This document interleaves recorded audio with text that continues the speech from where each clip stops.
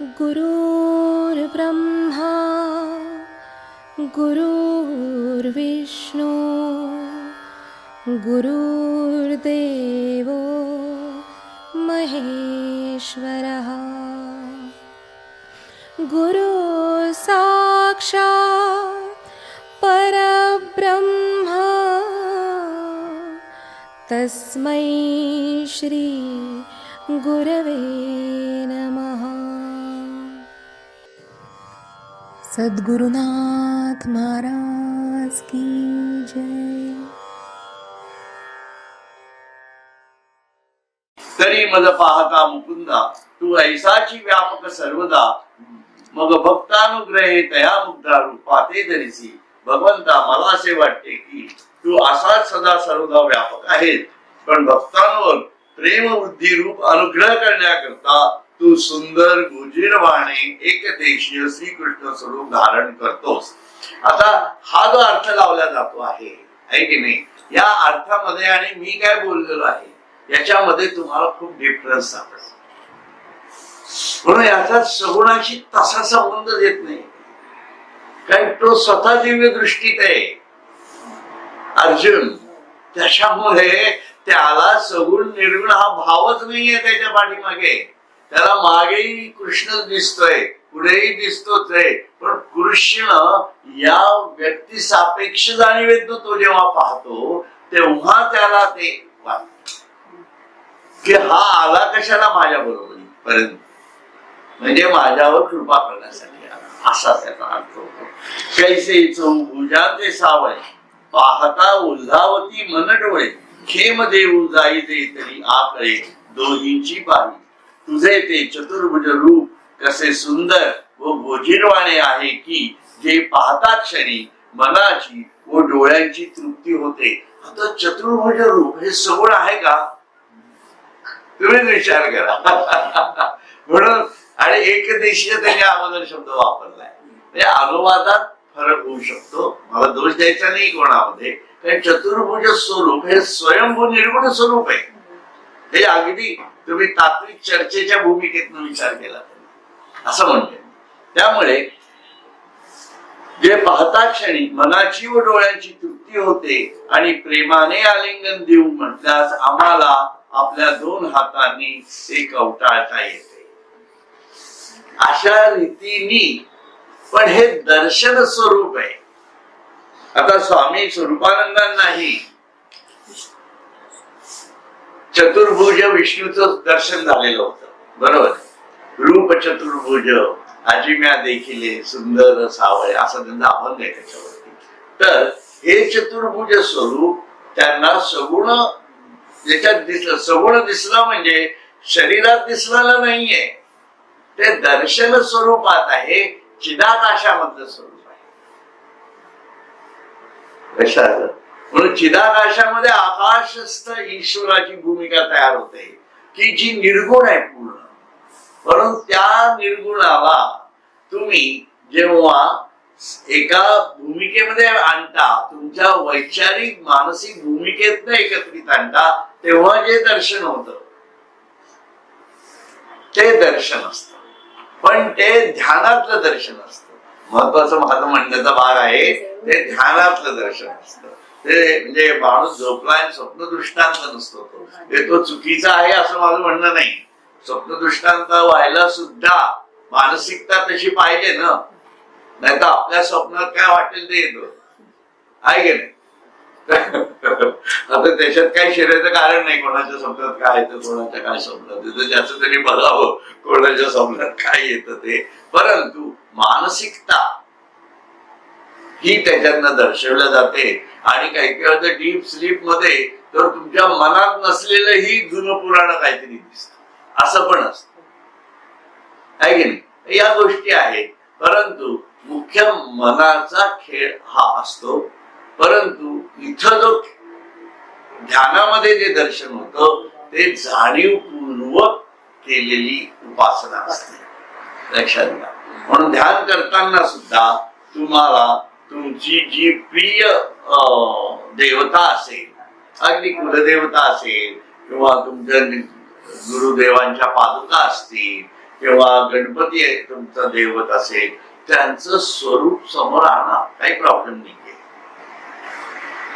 जे आपल्या आता लोकांना गजानन महाराजांची भेटती असते, परंतु ध्यानाला बसा, ते स्वरूप आपल्या समोर आणायचा प्रयत्न करा, म्हणजे ते दर्शन स्वरूपात तुम्हाला आशीर्वाद देतात आणि मग ते आपोआप निघून जातात. ते आपोआप निघून गेलं की जे उरतं ते त्यांचं खरं स्वरूप असतं. लक्षात घ्या. मग इथं सगुण वेगळा आहे, निर्गुण वेगळा आहे असं काही राहिलं का? तुम्ही सांगा. दोघी दर्शन निर्गुणच आहे. एक प्रकाशाच्या जाणीवेतलं आहे, ते दर्शन होतं. याचा अर्थ काय होतो? तर वैचारिक जाणीवेतला प्रकाश हा व्यक्त होण्यासाठी विविध रंगातनं तयार होतो आणि ते दर्शन स्वरूप तुमच्या समोर उभं. त्याची प्रक्रियाच तशी आहे आणि हे अव्यक्त आहे. म्हणून ईश्वराला जेव्हा ब्रह्मांड निर्माण केलेलं असतं तेव्हा प्रत्येक वस्तू मात्र जी आता व्यक्त दिसती आहे ही प्राथमिक प्रकाश रूपात असते. प्रकाशातनं व्यक्त होतं पुढे आणि प्रकाशाच्या जाणीवेच्या पाठीमागे जे असतं तो स्पंद असतो. प्रकाश हा स्पंदातनं तयार होतो. सगळं शास्त्र आहे, अध्यात्मशास्त्र आहे, हे सगळं लक्षात घ्या. त्यामुळे या स्पंदांना खूप महत्व आहे आणि विशिष्ट स्पंद विशिष्ट भूमिकेतनं तयार झाले की लिफ्ट थांबली. काय थांबली? कारण तो स्पंद, तो मोड त्याचा बरोबर तिथे येतो. म्हणजे तिथं जे ट्रान्सफर होत असतं, लिफ्टचं उदाहरण मी याच्यासाठी घेतलं की इट्स कंट्रोलिंग सिस्टीम. ही जी कंट्रोलिंग सिस्टीम आहे याच्यामध्ये ज्या पोझिशनला बरोबर लिफ्ट येते तीच न एक संकेत जातो, तो त्या काय त्याच्यातले जे ट्रान्झिस्टर्स असतात त्याच्यापर्यंत जातो आणि ऑटोमॅटिक लिफ्टचा कॉन्टॅक्ट इलेक्ट्रिसिटीचा तिथं थांबून लिफ्ट थांबते आणि पुढचं बटन दाबलं किंवा ठराविक टाइमर तिथं असतो, तो टाइमर झाला, दरवाजे आत आले की परत वरती जाते. म्हणजे या सगळ्यात कारण काय आहे? असा जर दिसायला काय दिसतंय, मी लिफ्ट थांबलेली दिसते. दिसायला तर लिफ्टच थांबलेली आहे, सुरू झालेली लिफ्टच आहे, पण त्याच्यात न दिसणाऱ्या ज्या सगळ्या गोष्टी आहेत ते अव्यक्त स्वरूप आहे. लक्षात घ्या. सेम उदाहरण तुम्ही टीव्हीला लावू शकता, काही की नाही. सर्व गोष्टी अशाच आहेत त्याच्यामुळे, म्हणून त्याला दूरदर्शन असं नाव. हा हुशार आहेत भारतातली माणसं, एवढं नक्की. हा काय हे नाव सुचणं पण महत्वाचं आहे ना, कारण ते दर्शन आहे दुरून दिसणार आणि ते खोटं आहे. परत खोटं म्हणजे ते निर्गुणात आलेले, म्हणून जे दिसतंय तेही निर्गुणच आहे, जे येतंय ज्याच्यातलं तेही निर्गुणच आहे, पण दिसतंय टीव्हीत न. मग हा टीव्ही ऑन करा, गृहमध्यामध्ये. हे अशा प्रकारे विचार करावा लागेल आपल्याला. असो ऐसी मूर्ती को कोडीसो आणि कृपा करोनी होसी ना विश्वरूपा ही आमचियाची दिटी सलेपा जे सामान्यत्वे देखती.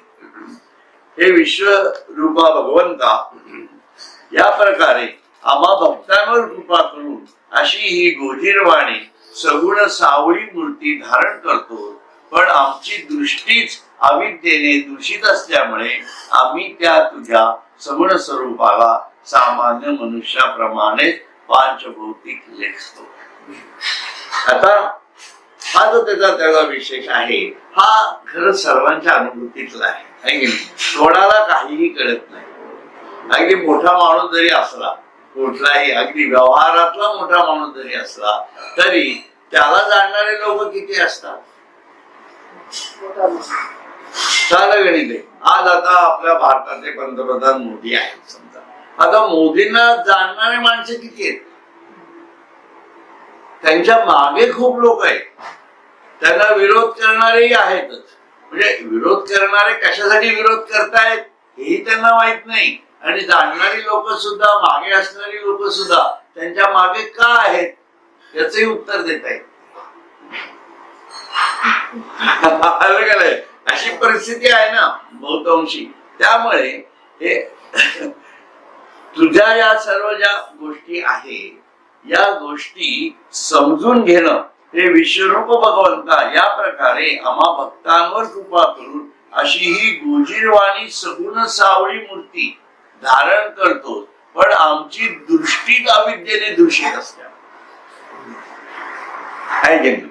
आता साधी या गोष्टी आहेत की आपण जे आता तुम्हाला उदाहरण दिलं त्याप्रमाणे, पण अविद्येचाच भाग इतका मोठा आहे की आपण कशासाठी विरोध करतो आहे कुठल्या गोष्टीला आणि कशासाठी सहाय्य करतो आहे कुठल्या गोष्टीला हे सुद्धा समजत नाही.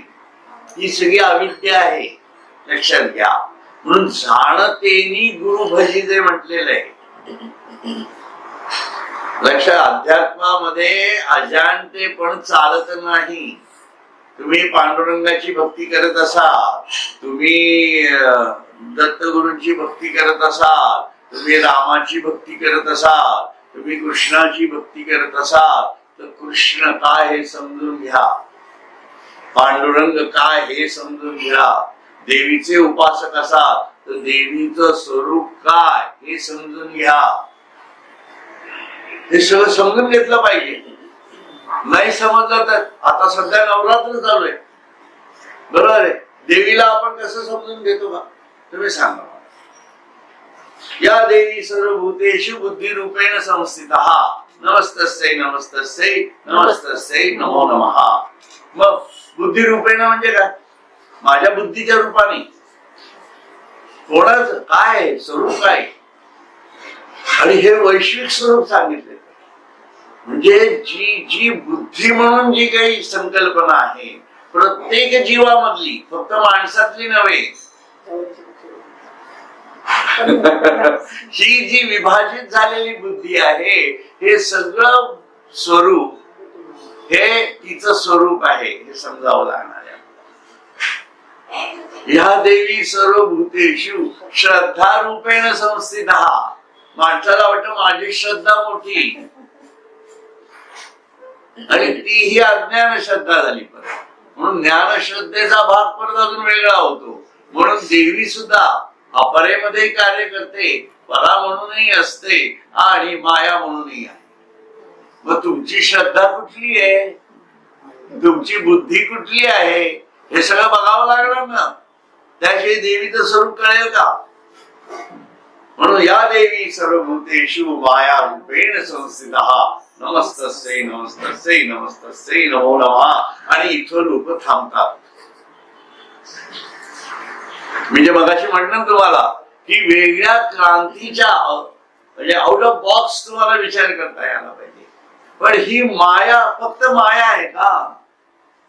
या देवी माया कोणाची आहे? माझ्या दृष्टीने.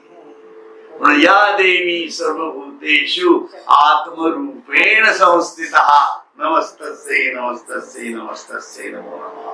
हे तर व्यक्त झालं. मग पुढे या देवी सर्वभूतेषु अपरारूपेण संस्थितः प्रकाशपूरित आणि स्पंदपूरित मनाच्या जाणीवांच्या ज्या सर्व शक्ती स्वरूप आहे, जी ज्ञानशक्ती आणि क्रियाशक्ती एकत्रित कार्य करते ती अपराशक्ती आहे.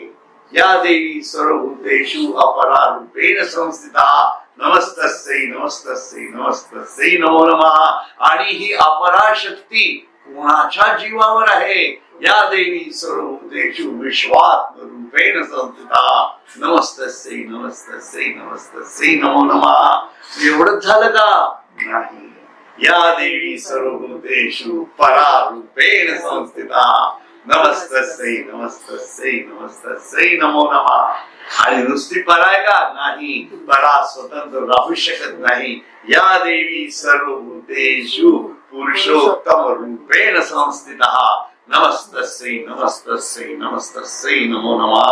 आणि ह्याच्याही पलीकडे दोघांचं एकत्रित जे स्वरूप आहे, या देवी सर्वभूतेषु सच्चिदानंद रूपेण संस्थितः नमस्तस्यै नमस्तस्यै नमस्तस्यै नमो नमः. हे देवीचं स्वरूप आहे. याच्यात सगळं किती पूर्णता आहे याच्यामध्ये, हे मला तरी वाटतं. म्हणून हे पूर्णात पूर्ण मुदच्यते पूर्णस्य पूर्णमादाय पूर्णमेवावशिष्यते.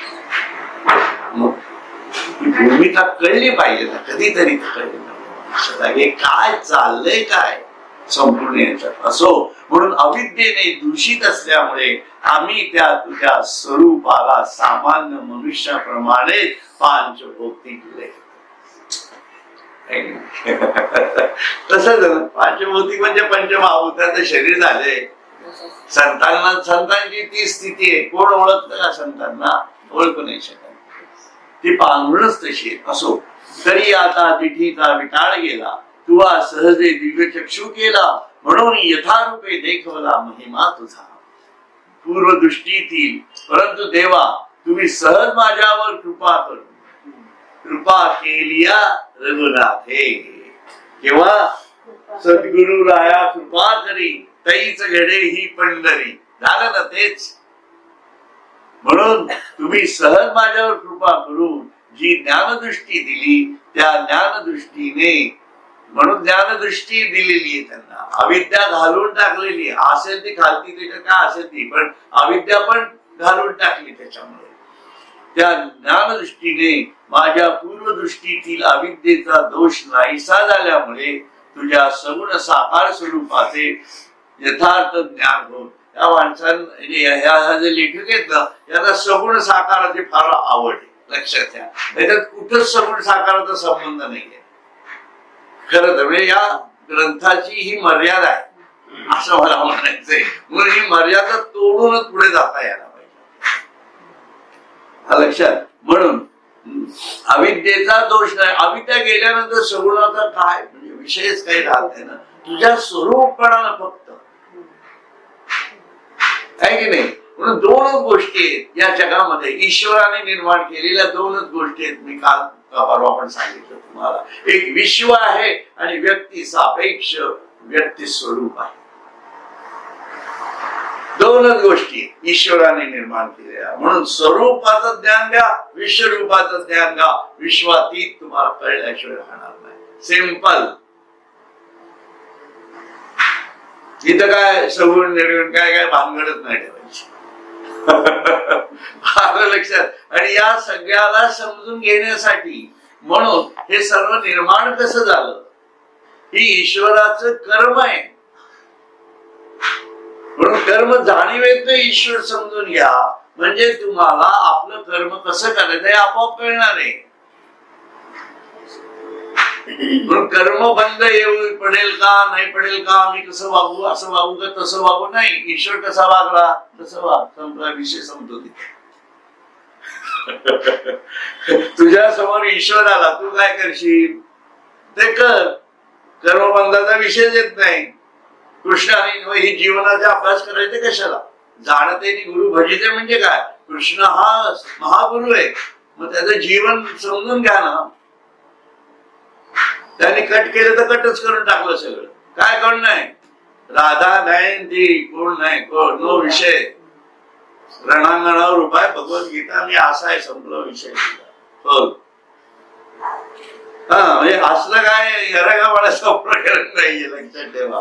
म्हणून जाणते याला फारून कृष्णाचं जीवन कशा कशा टप्प्यात गेलं आणि त्यांनी मागे सगळं सोडून कसं दिलं हे बघितलं पाहिजे.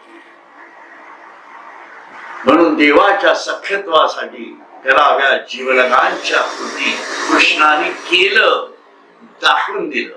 आपल्याला जीवलगांच्या त्रुटी करणं अवघड आहे. खरं की नाही? मग आणि आपण कृष्ण भक्त आहोत म्हणतो. कसले कृष्ण भक्त? हा प्रश्न आपल्याला विचारा. म्हणजे तुमच्या प्रत्येकाने, म्हणजे तुम्हाला म्हणायचं नाही, हा मी माझा मी विचार करत असतो सतत. आणि सर्वस्व अर्पावे शेवटी. मग काही नाही, सगळ्यांना सोडून निघून गेला तो, अरण्यात निघून गेला. मरण काळ कळलेला होता आणि स्वतः सर्व ते काय त्यांचे जे कुटुंबीय होते ते त्यांच्या लढाया लागल्या होत्या. मला म्हणाले तर तुमचं तुम्ही बघा काय करायचे, ते प्रकृती बघून गेली काय करायचे, कुठल्या दशेत तुम्हाला पाठवायचे, काय आतलं वितलं सुतलं कुठे जायचे तिथं जा. तो माझा ऋतक न्याय आहे. तुम्ही माझे बांधव आहात म्हणून तुम्ही काय खूप चांगले आहात असं काही समजू नका, असंच म्हणाला ना थोडक्यामध्ये तो. मग म्हणून हे जाणून घ्या नेमका कृष्ण जीवन काय आहे. Is very cruel.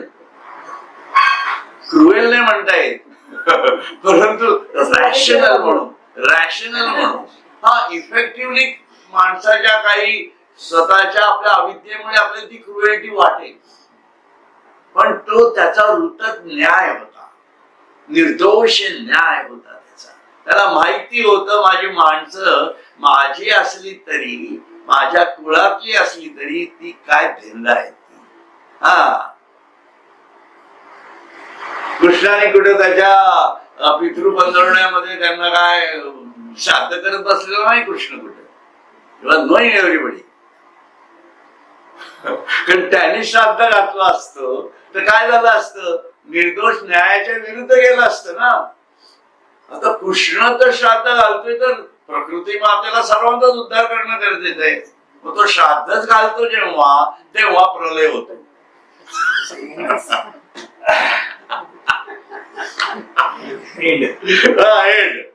तो खरा पितृ एका धक्क्यात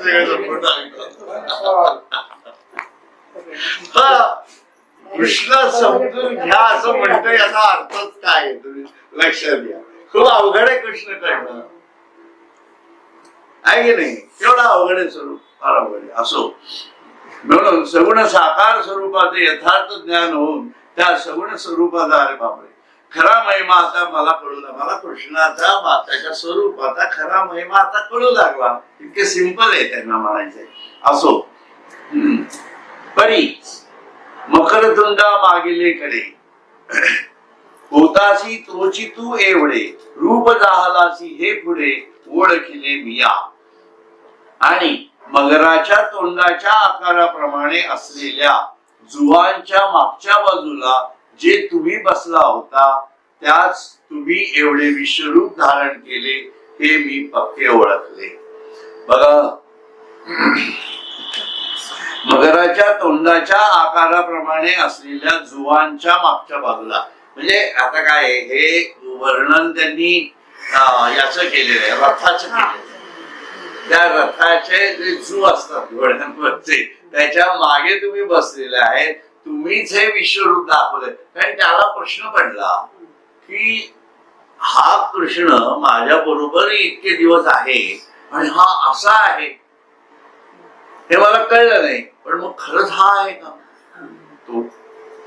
बघा, विश्वास अविश्वास कसा असतो, श्रद्धा अश्रद्धा, तिथं सुद्धा छोटीशी अश्रद्धा आलीच, पण त्याच्या दिव्य दृष्टी त्याला प्राप्त झालेल्या असल्यामुळे त्याच्या हे लक्षात आलं की नाही तोच हा आहे. पण तरी अजून त्याला हे लक्षात आलं नाही की तो म्हणजेच मी आहे. जे तुकारामाला कळलं, लक्षात घ्या काय फरक आहेत ते स्पष्टपणे आहेत फरक. अजून त्याला कळलेलं नाहीये, त्याला 18व्या अध्यायानंतर कळेल तो म्हणजेच कृष्ण आहे. या सगळ्या भूमिका आहेत बघा, कशा प्रकारे भगवद्गीता चालते हे बघावं लागतं त्याच्यासाठी. असो, म्हणून किरीटीनम गदीनम चक्रीणम च तेजो राशीम सर्वतो दीप्तिमंतम पश्यामि त्वाम दुर्निरीक्षम समंता दीप्तान लार्क द्युतिम प्रमेयम. किरीटीनम गदीनम चक्रीणम, किरीट धारण केलेला, हातात गदा, सुदर्शन चक्र असलेला, अत्यंत दैदिप्यमान, सर्वत्र ज्याचे तेज फाकलेले आहे असा अत्यंत तेजोराशी, दृष्टीने सर्वत्र पाहिला न जाणारा व अत्यंत प्रदीप्त झालेल्या अग्नीच्या व सूर्याच्या तेजाप्रमाणे तेजस्वी असलेला, प्रत्यक्षही प्रमाणाने करू न शकणारा अशा तुला मी पाहत आहे. आता इथं अर्जुनाने एक फार वेगळी भूमिका सांगितली आहे. ती म्हणजे अर्जुनाची भूमिका त्याच्याकडे पाहण्याची.